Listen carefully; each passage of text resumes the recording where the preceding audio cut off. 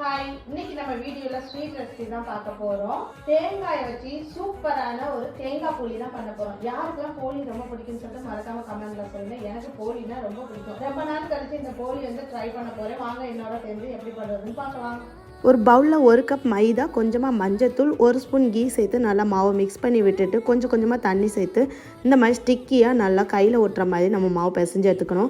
Again 2 spoon key சேர்த்து நல்லா அழுத்தம் கொடுத்து மாவு இந்த மாதிரி சாஃப்டாக நல்லா பிசைஞ்சு எடுத்துக்கணும். மேலே கீ இல்லைனா ஆயில் சேர்த்துட்டு ஒரு 1லேருந்து 2 மணி நேரம் மாவு ஊற வச்சிடலாம். இப்போ 1/2 கப் வெல்லம் சேர்த்துருக்கேன். வெல்லம் கரையிறதுக்கு கொஞ்சமாக தண்ணி சேர்த்து நல்லா கரைஞ்சதும் 1 கப் துருவின தேங்காய், வாசனைக்கு ஏலக்காய் தூள் சேர்த்து இந்த மாதிரி கட்டியானதுக்கப்புறமா சூடானதும் உருண்டை பிடிச்சி வச்சுக்கலாம். 1 மணி நேரம் கழிச்சு இந்த மைதா மாவு ஒரு பால் எடுத்துக்கோங்க. இந்த மாதிரி கை விரலால பிரஸ் பண்ணிட்டு உள்ள பூர்ணத்தை வச்சுட்டு கையில் ஆயில் இல்லைனா கீ அப்ளை பண்ணி இந்த மாதிரி பிரஸ் பண்ணுங்க. சூடான தோசை தவால போட்டு கீ இல்லைனா ஆயில் அப்ளை பண்ணி 2 சைடும் திருப்பி எடுத்தீங்கன்னா சூப்பரான தேங்காய் போலி ரெடி. வீடியோ பிடிச்சிருந்தா லைக் பண்ணுங்க, ஷேர் பண்ணுங்க.